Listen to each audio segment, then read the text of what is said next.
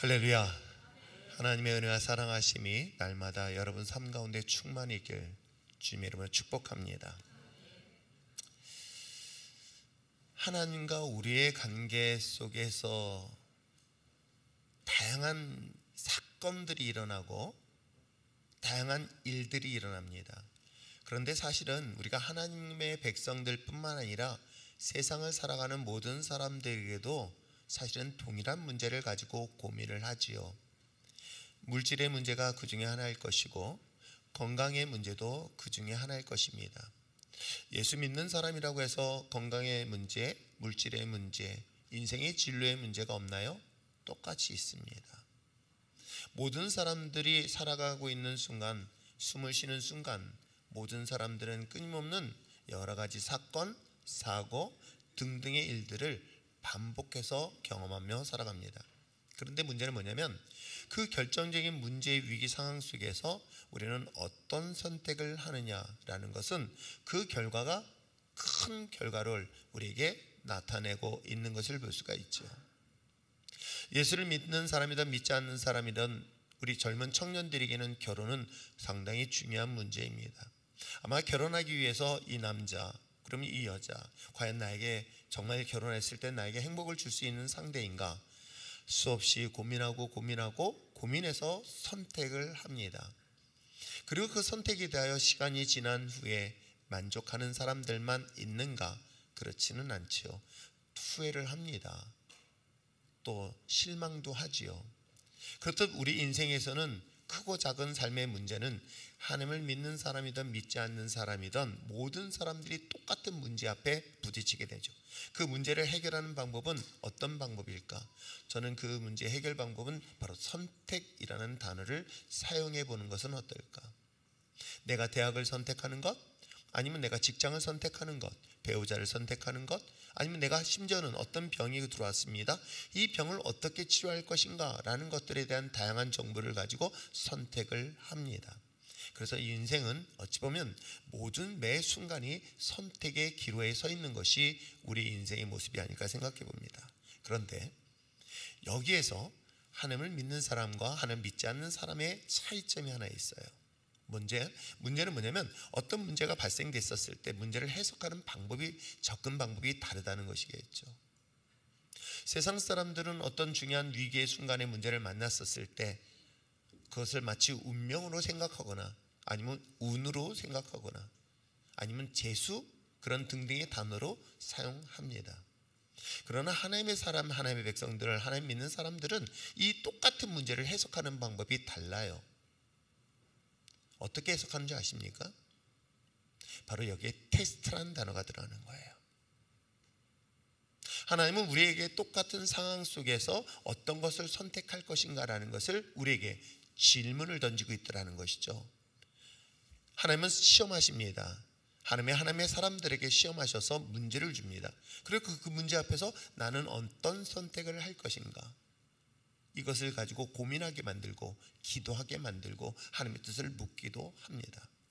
그런데 놀라운 사실은 이 모든 상황 속에 주어진 선택은 놀랍게도 최종적인 결과에 큰 영향을 미친다는 것은 아마 인생을 어느 정도 살아본 사람들은 공통적으로 경험해 보셨을 것입니다. 그러므로 어렸을 때부터 너희들 선택은 너무나 중요한 거야. 어떤 선택을 하느냐에 따라서 너의 인생은 행복할 수도 있고 불행할 수도 있다. 그래서 선택은 굉장히 중요한 것이 뭐야? 지혜가 필요하다라고 이야기를 할 수 있는 것이겠죠. 그런데 이제 우리가 한번 좀 고민해 봐야 될 이 모든 상황들은 자신이 만들어냈을까? 꼭 그렇지만은 않아요. 인생에서 중요한 선택, 위기 상황은 예상하지 못한 상황에서 주어질 때가 사실은 참 많이 있지요. 더 중요한 것은 내가 준비된 상태가 되지 않았을 때 일방적으로 어떤 중요한 위기의 순간을 만날 때가 더 많다는 것입니다. 이런 상황이 만났었을 때 설명이 가능하다면 얼마나 좋을까? 내가 어떤 문제를 만났습니다. 그러면 이 문제를 만나게 된 이유가 무엇이며 그리고 그 목적이 무엇인가를 누군가가 설명만 해줘도 아마 여러분 어떤 문제든 그 문제를 해결하는데 좀 더 도움이 될 텐데, 놀랍게도 어디에서도 설명하지 않는 것들을 보게 되어집니다. 그래서 성경은 그것을 뭐라고 얘기하냐면 테스트, 시험이라고 성경은 말하고 있죠.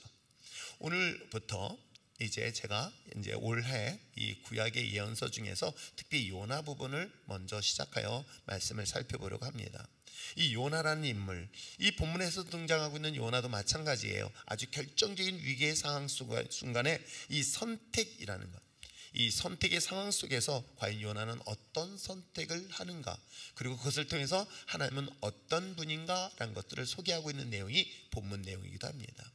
특별히 여러분, 성경 전체를 보면서 성경이 이야기하고 싶은 가장 중요한 것은 역사 이야기를 하고 싶은 것이 아닙니다. 어찌 보면 성경 속에서 이야기하고 싶은 구약의 메시지는 하나님은 누구신가? 하나님은 어떤 분인가? 그리고 그 하나님은 내가 정말 선택해도 괜찮을까? 여러분 어떻습니까? 여러분이 이 자리에 앉아 있는 것도 어떤 중요한 선택의 기로의 순간이 있었을 때 분명히 선택하고 이 자리에 온 줄 믿습니다. 교회도 그럴 것이고 신앙도 마찬가지 아닐까요? 뭐 부모님에 의해서 강제로 오는 경우도 있겠지만 그럼에도 불구하고 일정한 나이가 되면은 이제 스스로 선택하게 되어 있습니다. 그 선택할 때에 내가 하나님에 대한 기독교 신앙을 선택할 것인가, 아니면 내가 불교를 선택할 것인가, 이 중요한 선택의 순간에 여러분 선택하고 이 자리에 온 줄 믿습니다. 그 이야기가 오늘 본문에서 이야기되어지고 있는데, 자 1절 말씀 한번 읽어볼까요? 자 1절 말씀을 함께 읽어보시기를 바랍니다. 시작. 아미떼의 아들 요나에게 임하니라. 이르시되, 여기서 하나님께서 아미떼의 아들 요나에게 말씀하셨습니다. 그 말씀은 직접적으로 이렇게 말씀도 하셨지만 우리에게는 어떤 식으로 얘기하실까요? 여러분, 이거는 특별 계시라고 합니다. 하나님께서 요나에게 야 이렇게 하라 라고 이야기하는 것은 하나님의 특별한 계시예요. 그럼 우리는요, 일반적 계시를 통해서 하나님의 음성을 듣고 하나님의 뜻을 묻습니다. 어떻게 해요? 상황, 환경, 주어진 환경과 상황을 통해서 하나님이 우리에게 질문하시고 말씀을 하시는 것이겠죠. 오늘 본문도 마찬가지입니다. 아미떼 아들 요나에게 하나님이 말씀하시는 내용으로 본문을 출발하고 있는 내용이에요. 그 출발의 내용은 어떻습니까? 오늘 2절에 너는 일어나 저 큰 성읍 니느웨로 가서 이것을 전하라고 얘기하는 거예요. 하나님께서는 어느 날 갑자기 요나에게 나타나셔서 말씀하십니다. 큰 성읍 니느웨에 가서 죄악이 하나님 앞에 내 앞에 이르렀으니 이 죄악이 너무 크다라는 것들을 선포하고 오라는 거예요. 그 메시지는 뭐냐면 하나님 너희들은 심판하시겠다라고 얘기하고 있는 거예요.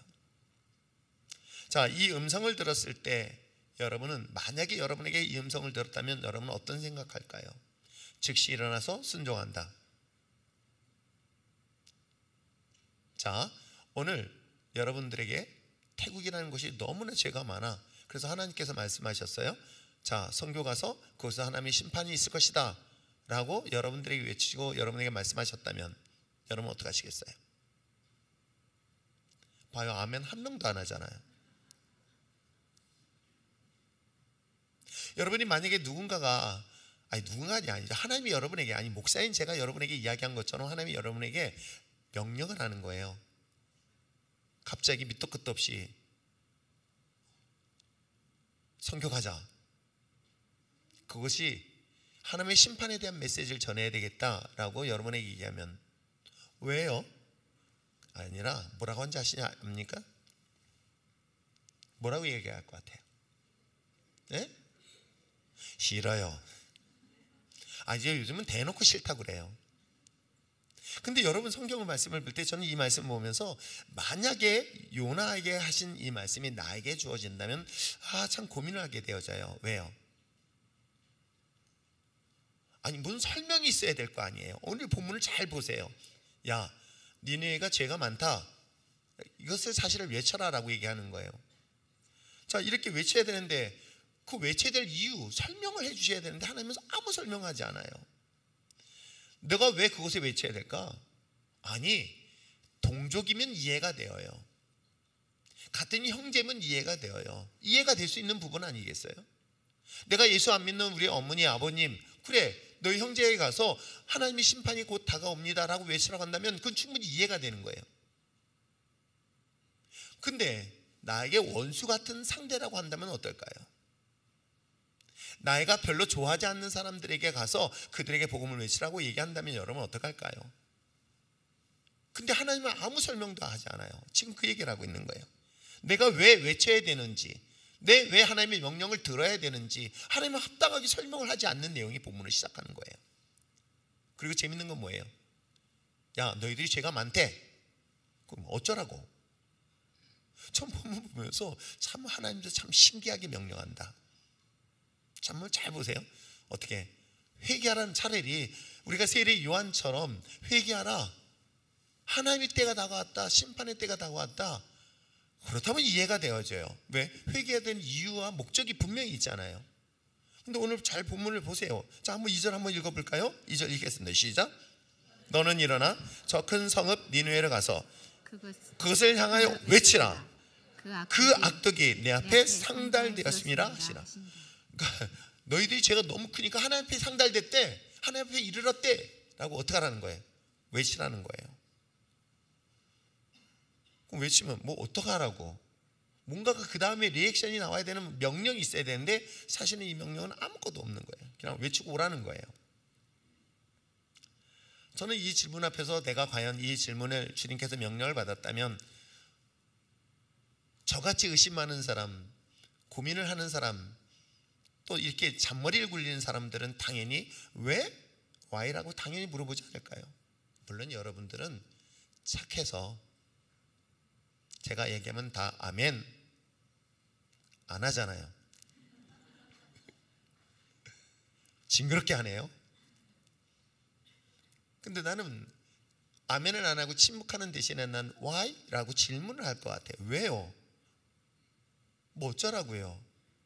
그래 가는데 뭐 그 다음에 뭐 어쩌라고요? 그 내용도 없어요. 그냥 가서 외치고 오라는 거예요. 이 하나님의 명령에 대해서 여러분은 과연 어떻게 받아들일 수 있을까? 저는 이 말씀을 보면서 이건 이해되지도 않아요. 이해할 수도 없어요. 그런데도 불구하고 하나님의 명령에 대해서는 요나는 어떤 선택의 기로에 서 있을까? 그것을 제가 스스로 한번 생각해 보는 거예요. 하나님이 우리에게 명령을 하십니다. 말씀하십니다. 좀 설득력 있게 내가 2차 2차에서 저차 하니 그래서 이렇게 되어지면 이렇게 된다라고 좀 자세히 설명하면 얼마나 좋을까? 그러면 조금이라도 이해가 되잖아요. 근데 여러분 인생을 돌아보세요. 어떤 상황이 주어졌을 때 그게 설명이 있으면 얼마나 좋아요. 너 이걸 통해서 하나님이 내가 너에게 이렇게 설명이라도 해주면 얼마나 좋아요. 아무 설명이 없어요. 내가 예상하지 못한 상황에서 어려움을 만나고 예상하지 못한 상황에서 고통을 당하게 되어지고 예상하지 못한 상황에서 큰 어려움의 문제를 만나게 되는 거예요. 근데 아무런 대답도 안 하고 아무런 설명도 하지 않아요. 이럴 때에 과연 요나는 하나님의 명령에 따라서 니느웨를 가야 될 것인가? 아니면 하나님의 명령을 요즘 말로 한다면 뭐예요? 요즘은 옛날 말이네요. 우리 젊은 이쪽 세대 말고 이쪽 세대 뭐라 그래요? 반사? 하나님이 내게 명령한 것을 거부하는 방법 중에서 외면하고 있는 것, 그래서 다른 길로 돌아가서 것인가? 여러분은 요나에게 들렸던 그 하나님의 음성이라면 여러분은 어떤 선택할까요? 순종한다. 야, 대답해. 하면 끝까지 안 한다. 침묵한다. 침묵한다니까 아멘 하시는 분이 계시면 그거 어쩌라고. 여러분, 하나님의 그 명령에 따라서 내가 외면하고 무시하고 과연 그 반대의 길을 선택하는, 우리는 요나가 하나님의 명령을 무시하고 다시스로 도망갔다가 큰 물고기 뱃속에 들어가서 그의 기적처럼 그가 다시금 하나님이 명령한 니느웨 성에 도착하게 만들고 거기서 하나님의 명령의 이야기를 전했던 이야기, 그런 순종한 이야기로만 알고 있지만 여러분, 먼저 성경은 이 성경을 통해서 이야기하고 싶은 가장 중요한 핵심적 메시지는 뭐냐면 이 사건을 통해서 하나님은 누구신가를 알려주시는 거예요. 우리는 이 자리에 하나님을 만나고 하나님을 알기 위해서 이 자리에 온 줄 믿습니다. 우리가 안다고 하지만 여러분 어때요? 하나님에 대해 모르는 게 사실 더 많아요. 왜 그럴까요? 우리 모든 삶의, 내 인생의 모든 역사의 배경은 하나님이 이끄신다. 그리고 하나님이 만드시고 우리를 삶 가운데 보내신다. 저는 제 인생의 모든 것들이 하나님이 예정하신 것이라는 사실을 저는 확실하게 믿어요. 근데 그 예정한 것 중에서 내가 이해되는 것만 있는 것이 아니라 이해되지 아니하는 어려움의 문제를 만날 때가 있어요. 그럼에도 불구하고 그 하나님은 우리에게 나에게 어떤 하나님을 이야기할까?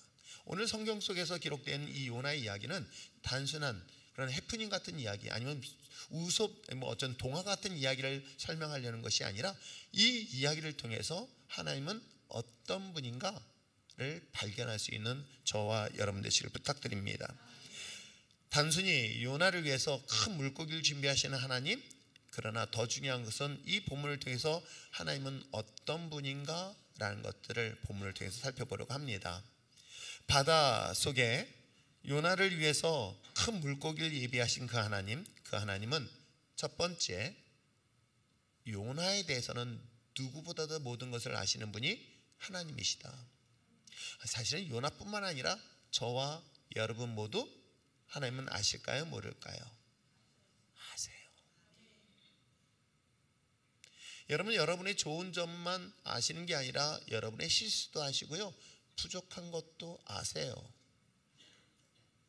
오늘 본문에 기록되어 있는 요나, 오늘 이 본문의 내용이 이야기하고 있는 것, 하나님은 모두 아시고 있다는 것부터 여러분이 꼭 기억하시길 바랍니다. 에덴 동산에서 선하게 알게 한 나무의 열매의 실과를 먹을 것을 하나님은 아셨을까요? 몰랐을까요? 아셨어요. 아담과 하와가 선하게 알게 한 나무의 실과에 그 유혹에 빠져서 먹을 것도 아시는 그 하나님, 우리의 머리카락 하나도 정말로 세밀하게 세셔서 우리의 모든 것들을 다 아시는 그 하나님, 그 하나님이라는 사실들을 여러분 꼭 발견할 수 있기를 부탁드립니다. 자, 본문의 이야기는 마치 디즈니 만화 영화처럼 그런 것으로 느껴질 때가 종종 있어요. 신화나 또는 우리에게 있어서 허무맹랑한 그런 만화 같은 이야기로 혹시 들리고 있는 것은 아닐까? 왜요? 사람이 어떻게 큰 물고기 뱃속에 들어갈 수 있어? 그리고 다시 그 물고기가 니누에서 토해냈어? 이 만화 같은 이야기. 근데 여러분, 이게 이 이야기는 마치 사람들에게 귀에 즐거움을 줄 수 있는 그런 이솝 우화 같은 얘기가 아니라 팩트, 사실적, 역사적 사실이라는 것을 성경은 분명히 이야기를 하고 있습니다. 실질적인 사건을 말할 수 있는 것이죠. 왜? 자, 먼저 요나가 어떤 인물인가를 소개하고 있습니까? 1절에 말씀드린 것처럼 아미떼의 아들이라고 요나의 아버지의 실명이 나오고 있어요. 그럼 그 아미떼가 누구야? 라고 한다면 이 본문만 본다면 아미떼는 누군지 잘 몰라요. 그런데 이 아미떼에 대한 실존적 인물은 열왕기 하의 말씀에 나오는데, 자, 열왕기 하 14장, 열왕기 하 14장 25절 말씀에 보면 여기에 요나의 아버지가 등장합니다. 한번 읽어볼까요? 읽겠습니다. 시작. 이스라엘 하나님 여호와께서 그의 종 가드헤벨의 아비떼의 아들 선지자 요나를 통하여 하신 말씀과 같이 여로보암이 이스라엘 영토를 회복하되 등등등. 여기까지. 여기서 얘기할 때 가드헤벨, 아비떼, 가드헤벨이라는 것은 바로 지명을 말하고 있는 거예요. 그 뭐냐면 이스라엘이 이렇게 우리나라 같이 이렇게 위아래 길게 나와 있어요. 그 중에서 이 마을은 어떤 곳이냐면 이스라엘의 북동쪽 끝에 있는 마을이에요. 실질적인 마을을 말하고 있습니다. 거기에 출신의 요나의 아버지 아미떼를 소개하고 있어요. 근데 그 아미떼라는 인물의 단어의 뜻이 뭔지 아십니까? 놀랍게도 아미떼라는 이 단어의 의미는 진리 내지는 진실이라는 뜻으로서 우리가 보통 어떤 상황 속에서 여러분 믿습니까? 할 때 여러분 뭐라고 대답하죠? 아멘 하죠. 그 말은 뭐냐면 당신의 말이 진리입니다. 당신의 말이 진실이기 때문에 그 말에 동의합니다라는 그런 의미에 쓰여지고 있는 것이 그 요나 아버지의 단어의 이름의 이름인 것입니다. 뜻이기도 합니다. 또 요나는 어떤지 아십니까? 요나라는 단어의 의미는 비둘기라는 단어의 이름을 줬어요. 그러니까 아버지가 이 아들 요나의 이름을 지어서 너는 비둘기 같았으면 좋겠다. 근데 여러분 비둘기 하는 역할들은 뭔지 아십니까? 좋은 소식, 기쁜 소식, 어떤 중요한 소식을 전달하는 중요한 역할을 하는 것 아시죠? 그렇습니다. 오늘 어찌 보면 요나는 이미 그 아버지가 하나님을 신실하게 섬기는 자로서 하나님의 메시지를, 하나님의 복음을 전할 수 있도록 이미 선지자로 그를 불렀던 그런 가정의 배경을 가지고 있는 인물이 바로 오늘 성경에 등장하고 있는 요나 인물이기도 합니다. 하나님의 뜻에 대하여 누구보다도 신실하게 신앙생활했던 그 가정, 그럼에도 불구하고 하나님의 뜻을 거절하고 다시스로 도망가는 그 요나를 하나님 모르셨을까요? 아셨습니다. 이미 그것을 가지고 예비하신 것들이 몇 가지가 있었어요. 뭐예요? 풍랑을 예비하셨어요. 풍랑만 예비하셨을까요? 아니에요. 요나가 그 물에 던져졌을 것을 대비해서 그를 구출할 큰 물고기도 예비하시고 있는 것 여러분 아십니까? 저는 이 말씀을 보면서 가끔 이런 생각을 해요. 저는 이 말씀을 묵상하면서 하나님은 하나님의 말씀대로 순종하는 자에만 예비하시는 하나님, 그것을 위해서 준비하시는 하나님, 그 하나님이 아니라 더 중요한 것은 때에 따라서는 불순종해도 그럼에도 불구하고 하나님은 우리를 지키시고 인도하신, 그래서 나를 너무나 잘하시는 하나님이라는 사실 여러분 의심 없이 믿고 고백할 수 있는 여러분 됐으면 참 좋겠습니다.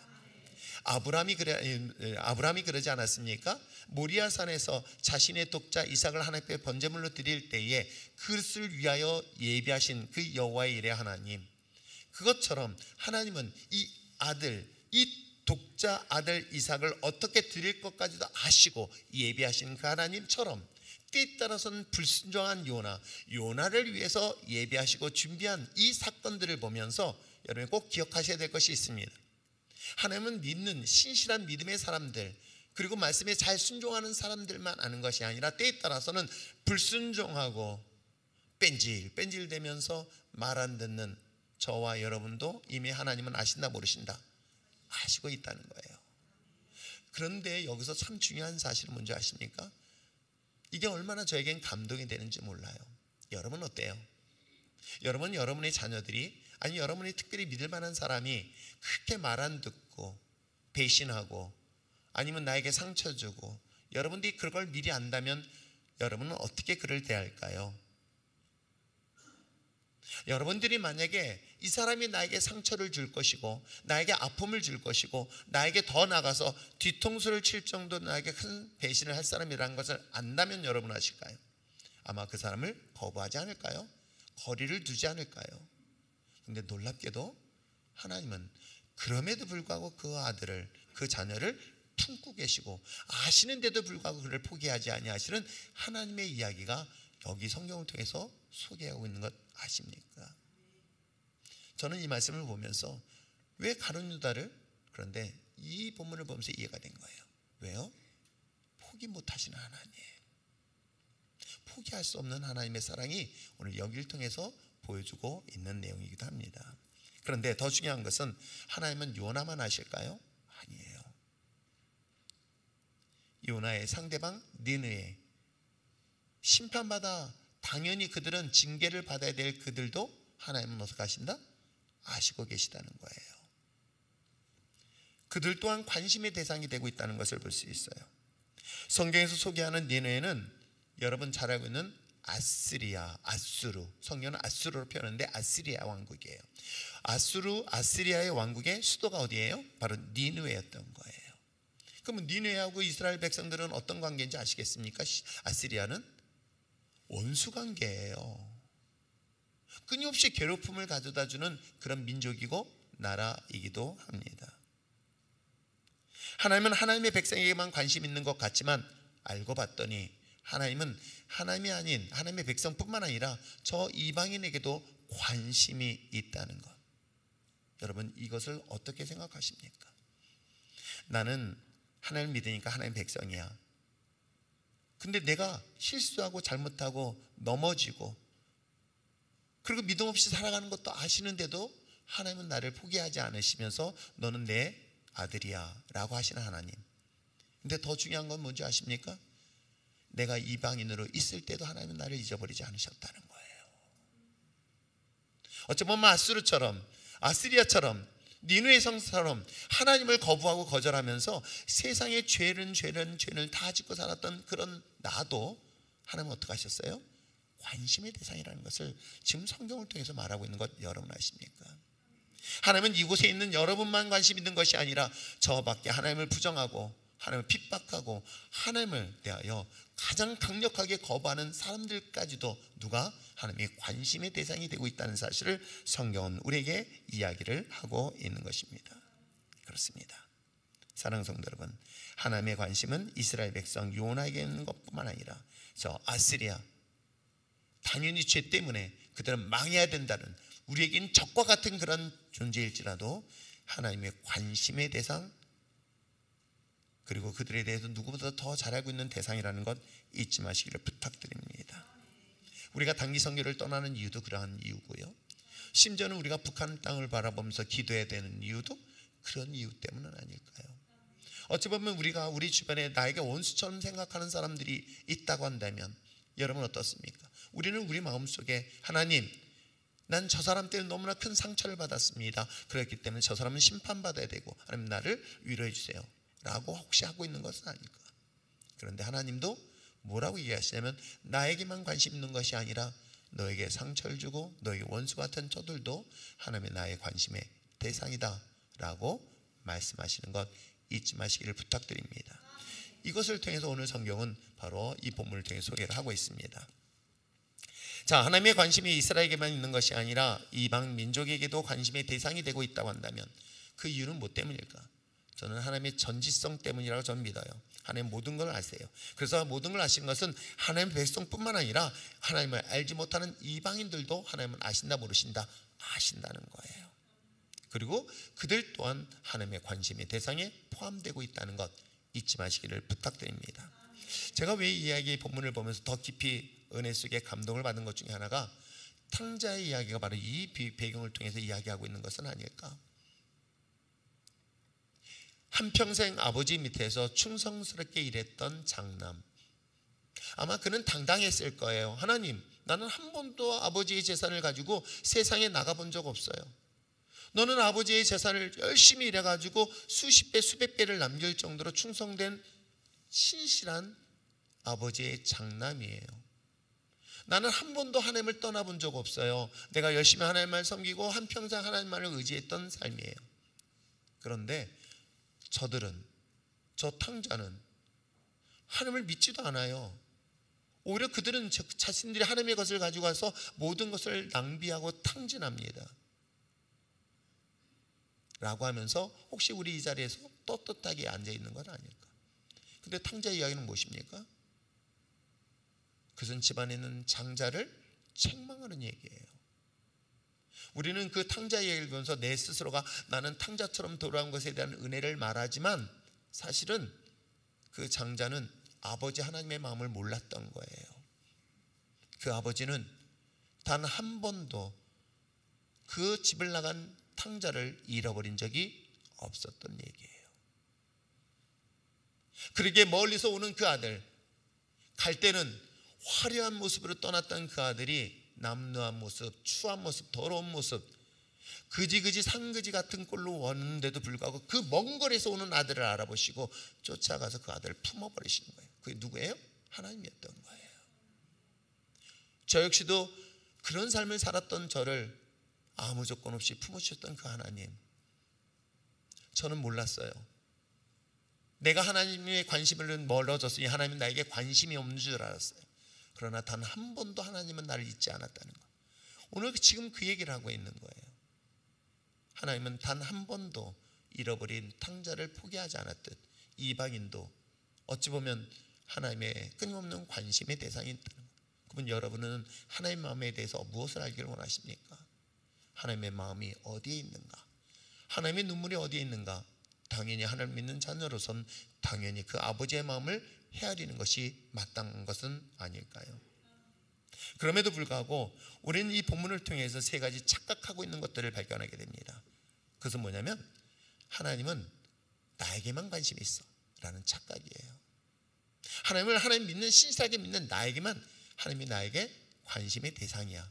그들은 심판의 대상이라는 착각이 빠질 때가 더 많다는 거예요. 성경의 중심이 하나님의 선택에 의해서 하나님의 자녀가 되었고 하나님의 백성이 된 그런 이스라엘의 이야기, 아브라함의 이야기 등등의 중심이 되다 보니까 우리는 성경을 자꾸만 이렇게 해석해요. 하나님은 하나님을 믿는 나에게 관심이 있어. 그래서 그 축복도 누구에게만 준다? 나에게만 준다. 그리고 하나님이 나를 선택하셨어. 그 하나님의 탁월한 선택 때문에 내가, 하나님은 나를 절대로 버리지 않는다. 이 모든 중심이 자기예요. 그래서 하나님은 나만의 반석이 되시고 나만의 성이 되셔서 나를 보호하시고 이끄신다라고 생각하고 있었던 것이죠. 여러분, 이스라엘에게는 철저하게 원수 같은 나라들이 몇 개가 있어요. 그게 바로 아시리아도 그 중에 하나예요. 바벨론 들어보셨죠? 바로 이 나라예요. 끊임없이 자신들에게 공격을 가하고 착취하고 고통을 줬던 민족이에요. 그렇기 때문에 그들은 원수 중에 원수예요. 마치 우리나라 본다면 일본과 같은 그런 갈등의 관계 구조로 이해하시면 참 좋을 것 같아요. 그런 원수된 관계, 그러므로 그들은 어떻게 생각하냐면 하나님은 내 편이 되시고, 그리고 그들은 하나님이 물리쳐줄 상대 적이라고 생각했던 것.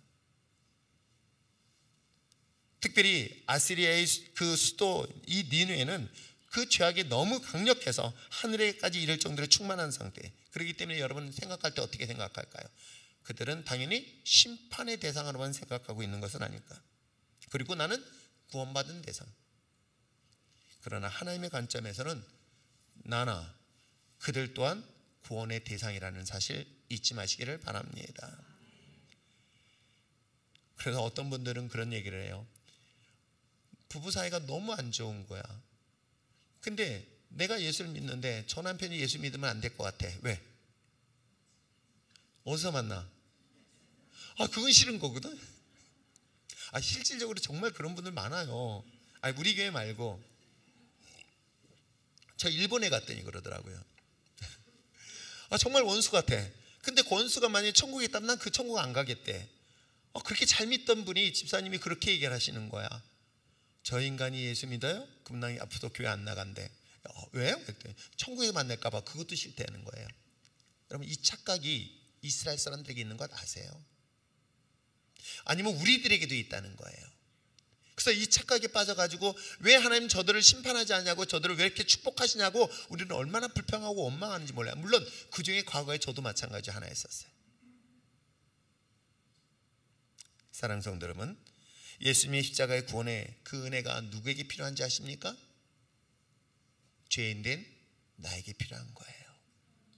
어찌 보면 저 아수르 같은 하나님을 부정하고 부인할 뿐만 아니라 죄로 인식하지 못한 그들에게 정말 필요한 게 뭔지 아십니까?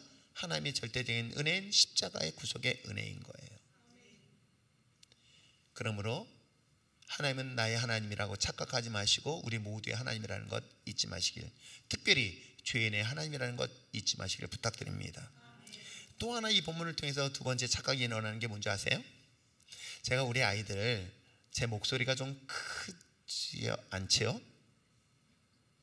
제 목소리가 조금 커요. 요만큼 커요. 그러면 태어난 지 얼마 안 된 애들, 깐난 애들은 제 목소리 때문에 사실 무서워해요. 근데 어저께 유자영 전도사 막내딸이 와서 목사님하고 조그만 게 안겼어요. 너무 아직도 애기야. 근데 그 애기가 처음에는 어떻게 했는지 아세요? 제가 유아실에 있을 때 그 애기 이름을 부르면요 어떻게 하는지 아세요? 그 식탁 같은 데 있어요. 머리 집어넣어요. 엉덩이는 밖으로 나요. 나 안 들어갔어요. 엉덩이는 밖으로 나요. 그리고 어떻게 하는지 아세요? 울어요. 울어요. 서로 울어요. 그럼 이제 이름을 불러요? 이름 부르면 더 울어요. 무섭다고. 그렇게 무서워요.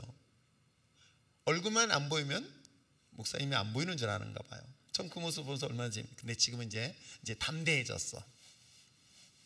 너 안 무섭냐? 안 무서워요. 그래, 됐다. 그렇게 강할 수 있으면 좋겠다 라고 그렇게 얘기해주고 또 거금 세뱃돈을 줬어요. 여러분, 우리가 착각하고 있는 것 중에 하나가 뭔지 아세요? 내가 눈을 감으면 하나님이 나를 안 볼 것 같다는 생각, 내가 하나님을 피할 수 있다는 생각, 하나님의 시선으로부터 난 도망갈 수 있다는 이 잘못된 착각에 대한 이야기가 오늘 성경을 통해서 이야기하고 있는 내용 아닐까요? 오늘 성경 본문의 말씀을 잘 보십시오. 어떻게 이야기 나오고 있는가? 자, 우리가 3절 말씀 한번 읽어보겠습니다. 3절 함께 읽으면서 반복되는 단어를 빨리 찾아서 얘기해 보시기 바랍니다. 시작. 그러나 요나가 여호와의 얼굴을 피하려고 일어나 다시스로 도망하려 하여 욥바로 내려갔더니 마침 다시스로 가는 배를 만난지라 여호와의 얼굴을 피하여 그들과 함께 다시스로 가려고 백삭스를 주고 배에 올랐더라. 반복되는 단어 뭐? 에? 피하였더라. 이거 누구한테 줄랐대? 하나밖에 없어가지고 못 주겠습니다. 맞아요. 피하려고 했어요. 하나님의 얼굴을 피하면, 하나님의 음성을 피하면, 하나님의 낯을 피하면 숨을 수 있다라는 착각의 이야기를 하고 있는 거예요. 참 이 이야기는요, 사실 그 근거가 있어요. 아주 원조가 있어요. 원조, 오리지널. 아세요? 뭐든지 원조를 잘 찾아야 돼요. 그것이 바로 창세기 3장 8절의 이야기예요. 3장 8절의 이야기는 어떤 얘기냐면, 3장은 아담과 하와가 하나님 앞에 범죄를 했어요. 선악을 한 나무의 실과를 먹지 말라는 하나님의 명령을 어기고 뱀의 유혹에 빠져서 둘이 선악을 한 나무의 실과를 먹었어요. 자, 먹고 났더니 그 다음에 어떤 일들이 일어날까요? 하나님의 낯을 피하여. 거기서부터 출발하고 있는 건 여러분 아세요. 그럼 그전에는 어땠어요? 에덴 동산에서 룰루랄라 하나님과 함께 교제를 했던 아담과 하와. 그러나 막상 죄가 들어오니까 어떻게 해요? 그는 하나님의 낯을 피하려고 숨었던 거예요. 하나님 부르시죠? 아담아 아담아 어디 있냐? 모르셔서요? 아니, 알고 계신 거예요. 어디 있는 것도 알고 계신 거예요. 오늘 그 얘기를 성경을 통해서 이야기를 하고 있는 것입니다. 이게 죄의 특징인 거예요. 그래서 여러분 어떤지 아십니까? 죄가 우리에게 딱 들어옵니다. 미움이란 게 들어옵니다. 시험이란 것에 빠집니다. 그러면 그 다음부터는 자기 얼굴을 가리면서 하나님 안 보이지라고 합니다. 어떻게 해요? 교회를 안 나와요. 그럼 안 보일 것 같죠? 피할 수가 없다는 거예요. 시편의 기자가 이 사실을 설명하고 있는데, 시편 139편 말씀해 보니까 어떤 하나님이라 얘기하는가. 자, 1절부터 4절까지 한번 읽어보겠습니다. 시작. 여호와여 주께서 나를 살펴보셨으므로 나를 아시나이다.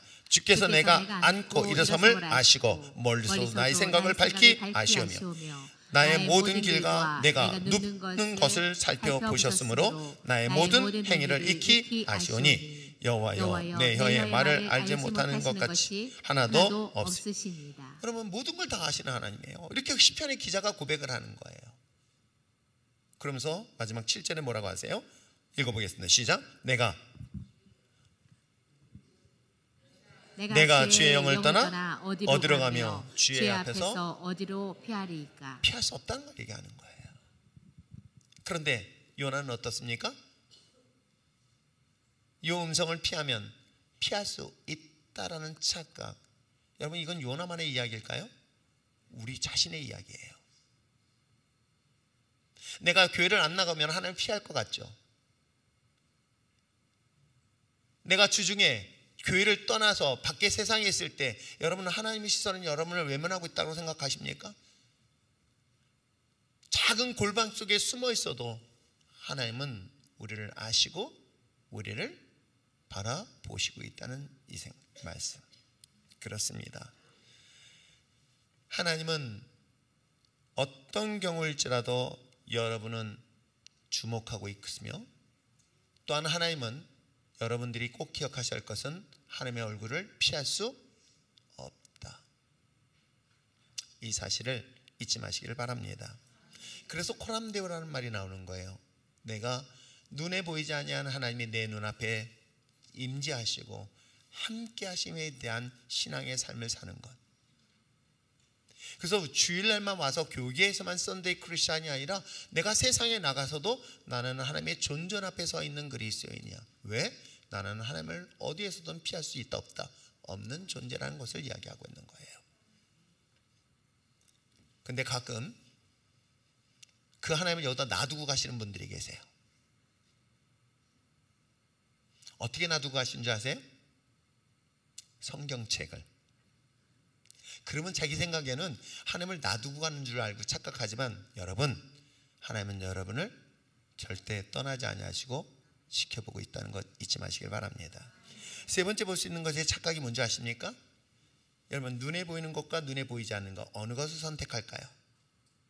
놀랍게도요, 눈에 보이는 것 중에서 자기 눈에 더 좋은 것을, 이것이 영원할 거라는 착각에 빠질 때가 정말 많은 거예요. 눈에 보이지 않는 하나님보다 눈에 보이는 부귀 영화가 탁월한 선택이라는 착각이 얼마나 쉽게 우리를 미혹하고 있는지 아십니까? 하나님의 뜻보다 눈에 보이는 풍요, 안정된 환경을, 이것이 좋은 선택이라는 착각에 빠지는 경우의 사례는 이미 성경 속에 수없이 등장하고 있습니다. 요나의 선지자는 니느웨에 가서 하나님의 심판의 메시지를 전하는 것이 불편했습니다. 부담스럽습니다. 그래서 거부했습니다. 그리고 하나님의 그 낯을 피한다고 생각하면서 욥바로 내려갔더니, 마치 욥바는 항구 도시예요. 항구 도시에 있더니 배가 쫙 있는 거야. 그 중에서 기가 막히게 어디로 가는 배? 다시스로 가는 배가 딱 대기하고 있어요. 다시생 하면서 여기 써 있는 거예요. 부산행처럼. 근데 다시스라는 단어가, 이 도시가 어떤 데인지 아세요? 지금은 이 도시는 이제 뭐냐면 뭐 스페인이라고 얘기하는 도시라고 얘기해요. 그러면 우선 첫째, 이스라엘보다는 멀다. 아세요? 이스라엘보다는 멀다. 왜?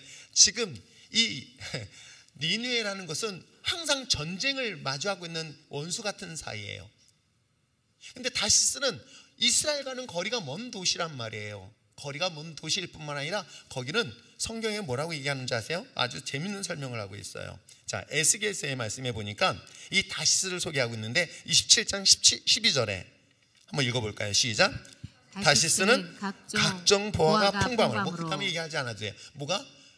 보화가 풍부한 곳이라는 거예요. 그러면 그것이 어떤 것인지 대충 아시겠죠? 그래서 무역을 굉장히 많이 발전시킨 도시이기도 합니다. 그러면 여러분 어떤 선택할까요? 하나님이 명령한 이 니느웨를 가면 원수 사이란 말이에요. 그 원수 사이에서 가는 것도 힘든데 거기다 뭘 얘기하는 거야? 야, 너희들이 죄가 많아가지고 하나님 심판하실 거야. 이거지 왜 싫어? 그러면 자기는 어떻게 돼요? 어려움을 만난단 말이에요. 위기를 만난단 말이에요. 불편하단 말이에요. 그런데 당장 내 눈앞에 하나님이 예비하신 것 같은 놀라운 유혹이 기다리고 있는 거예요. 뭐예요? 이야, 풍요로운 땅, 풍부한 땅, 안정된 땅, 넉넉한 땅. 그러면 여러분 어떤 생각하는지, 이게 하나님의 뜻이야 라고 착각할 때가 얼마나 많은지 몰라요. 저는 그럴 때마다 여러분들이 꼭 기억하셔야 될 것은, 그런 넓은 길을 생각할 때 주님이 하셨던 말씀을 먼저 기억하세요. 어떤 길을 선택하라는지 아십니까? 좁은 길. 그것은 명령의 길이에요. 내 마음에 불편함을 가져다 주는 길이기도 합니다. 그 명령이 내게 들릴 때는 여러분은 어떻게 할까요? 그 말씀이 때로는 불편하고 부담스럽지만 순종해야 됩니다. 근데 우리는 착각하고 있어요. 내 눈에 보이는 것이 영원할 것이라고. 우리가 잘 알고 있는 아브라함과 롯이 땅을 분배하면서 나눌 때 여러분 눈에 보이는 그 기름진 땅, 거기 어디였어요? 소돔과 고모라 땅이에요. 그들 눈에는, 그의 눈에는 뭐예요? 하나님이 예비한 기름진 땅이라는 착각에 빠지게 만드는 것이죠. 그런데 가나안은 사실은 그 땅에 비한다면 척박한 땅이에요. 근데 다만 하나님이 지시한 땅이에요. 명령한 땅이라는 것이겠죠. 때에 따라서는 선교를 하고 복음을 증거하는 데 있어서 저도 이번 특히 교육자가 없으니까 이건 제가 다 이거 막 상상을 하니까 막 숨을 못 쉬겠는 거예요. 숨을 못 쉬겠는 거예요. 거기다가 각 테이블 리더 중에서 성경 말씀을 다 해주면 참 좋겠는데 이걸 또 내가 직접 또 해야 되네. 이건 시작부터. 그런데 지난주 여러분 새벽기도 나오시지 않으신 분들은 잘 모르시죠? 제가 지난주에는 목이 완전히 결절 손상이 나가지고 찬송가 주체 소리가 안 나고, 야 그럼 어떻게 예빈도 하지? 거기다 스케줄을 보니까 또 붕해도 있지. 야 등등등 스케줄 잡아온 거 보니까는 아침 6시부터 여러분 데리고 운동도 시작해야 돼요. 시작해서 하루 일과 스케줄 보면 그런데 제 마음속에는 항상 그런 생각이 들어요. 하나님이 기뻐하실까? 하나님의 복음을 전하는 것에 기뻐하실까? 이걸 질문하게 되는 거예요. 오늘 본문에서도 이야기하고 있는 거예요. 자, 내 눈에 보이는 편안함, 안락함, 쉬운 길. 그러나 하나님은 그 길이 영원할 것 같지만 결국은 그 길이 아니라 사명의 길, 명령의 길을 주님께서 우리에게 요구하고 있는 것 여러분 아십니까?